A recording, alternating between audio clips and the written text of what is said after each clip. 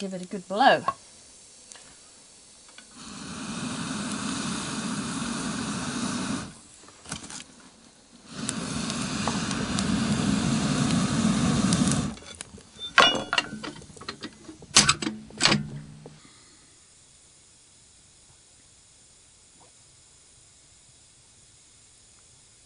I'd like to say that I feel so sorry for people who don't have a real fire.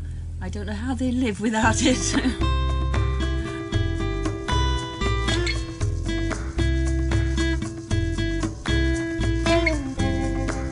Oh, I want freedom beneath the lines.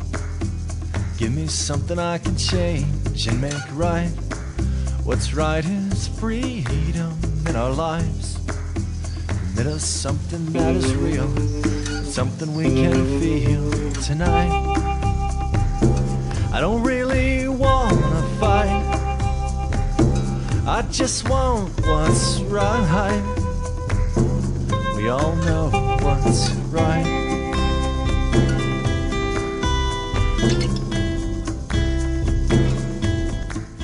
We've been here 15 years now in this house. We came in '89 and we built it quite quickly as a sort of experiment, really. It's just made from wood which we had from the forest where we lived before. The thinnings, actually, not cutting down the main trees, but just the thinnings in between. And so it's wood and mud, essentially. You can't see the walls because it's growing things, but it's logs with cob wood in between. And the roof is what was quite at that time a new thing. That's reciprocal frame, so it's you can have a round space without having to have a support post in the middle if you have what's called a reciprocal frame, which we really like. We love to live in a round space. It's just so nice, and not having a post in the middle, it makes it really good.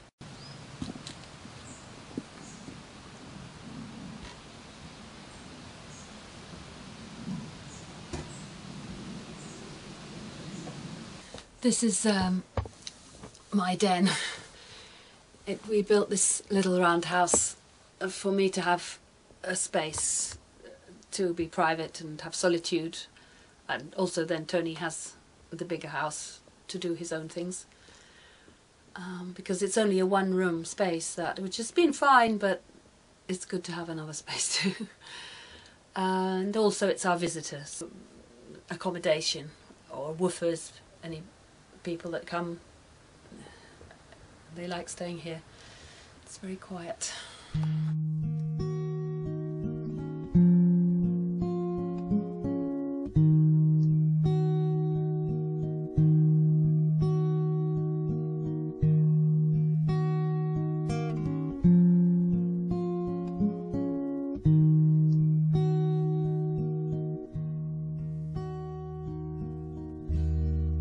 We put on such a show in daylight 'cause we know what's real and what's a game.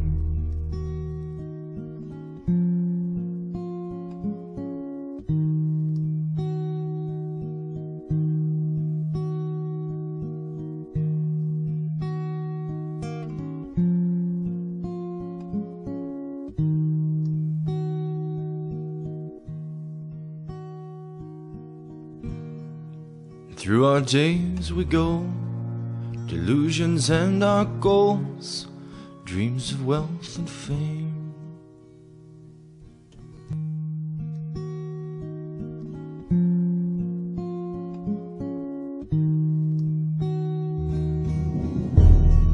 These pleasures will run deep, the secrets we shall keep, unspoken and unseen.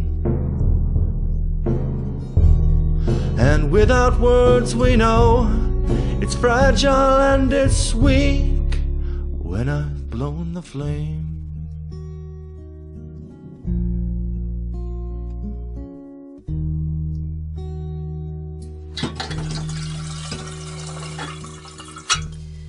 Although our house is very simple, we have good water system that Tony made.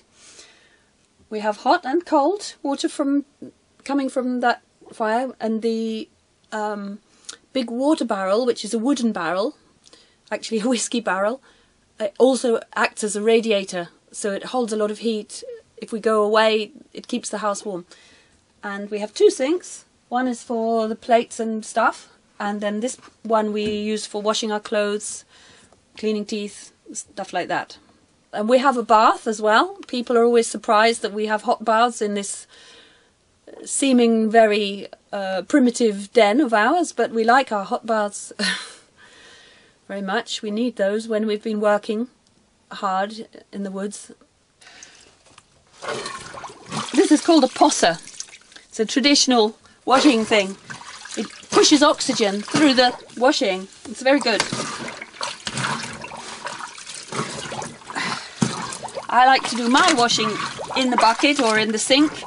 Tony likes to do his washing of his clothes. He always cooks them on the fire. He has a special, this one. He puts his washing in here and he cooks it. Does it get cleaner like that? Well, I don't think I want to answer that question. I gave up having a washing machine, muttering away in the corner and grumbling about how hard it is to turn all this washing around. Oh no, bang, bang, bang, bang, bang, bang, bang.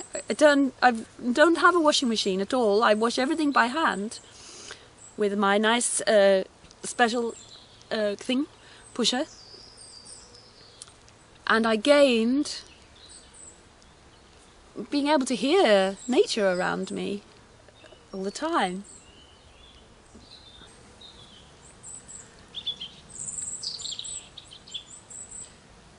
Well, for me personally, I'm the kind of person for whom sound seems to be very important, and I have moved from living among machines and that sort of sound to living among birds, sound of the river, sound of trees, and I don't create any of that machine sound at all now with my life here.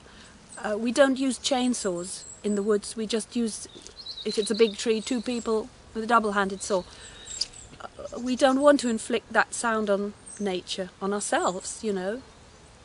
And so I'm so happy because my ear has become so rich, you know, and my musical sense has improved actually. I play more music, and it feels the natural thing for me to be walking among plants and mud and not on hard surfaces, surrounded by hard surfaces all the time. I remember as a child, well, as a teenager, I wrote a poem once about how the earth is waiting under the pavements, waiting to come back again. So, you know, I guess that was in my spirit, that feeling of wanting, but also simplicity, just simplicity, the directness of coming out. There's my onions, there's my leeks, I will dig one of those, I will cook that. That feels right. Here, this house is, has electricity from several solar panels. You can only see this little old one here, but actually there's two others hiding in the grass. And those are absolutely produce more than we need most of the year, but except in the darkest time of the winter when there's not much sun. And then we rely on our windmill, which is over there. Needs repainting.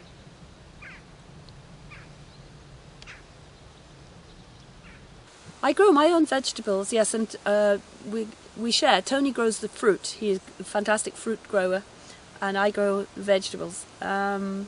We do, but we don't grow any grains, so we're not self-sufficient in our own food, and it's quite, it could could be depressing when you look in your shelves and you see how many things have come from far away that we eat, you know. And that's a discussion that's going on among people everywhere who are interested in how can we return to feeding ourselves and not keep buying stuff from far away and making other people grow our food for us. So this question goes on. I used to be more rigorous. For instance, I would never buy rice. I would only use barley seed, you know, pearl barley. But nowadays I buy rice, so, you know, I like rice. I guess our culture is trying to evolve an answer to these questions together, you know, and although it might seem to some people that we live in quite an extreme edge of alternative, you know, I don't feel that, because I still have a telephone and a computer, and I buy things in the shop, you know. I'm not that different, really. Well, I say two things to the idea that we can't feed the world on a small scale. One is that it's not true, because that's been proved, that it's much more productive. Small holdings are much more productive, and also more resilient, because if for some reason one particular crop fails, you've got another one. You know, that's the tradition of peasants to do that, to balance, because they have to survive. And I think I know it's been disproved. I've read many articles showing that all over the world, peasants actually produce more food per hectare than other ways. Of course, they use more manpower, more labour, and they don't use fossil fuels to do it. So it appears more expensive in man-hours, but that's not the question. The other answer to that is that it's much more healthy anyway, you know, and more life positive for people to be in contact with their food and for it to be local. Oh, there's one. Now these will go for seed. It's lovely it's very satisfying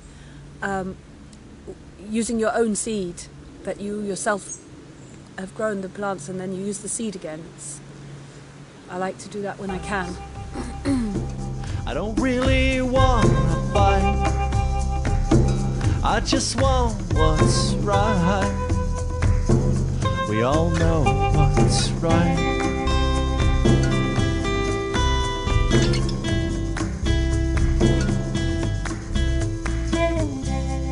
Who do you think you are? Telling us what to do in our lives, that's not your right. Beneath the lies, the mother cries. She said, who do you think you are? Still telling us what to do in our lives, that's not your right. Beneath the lies, the mother cries. I don't really want to fight, I just want what's right. We all know what's right. We all know what's right. We all know what's right.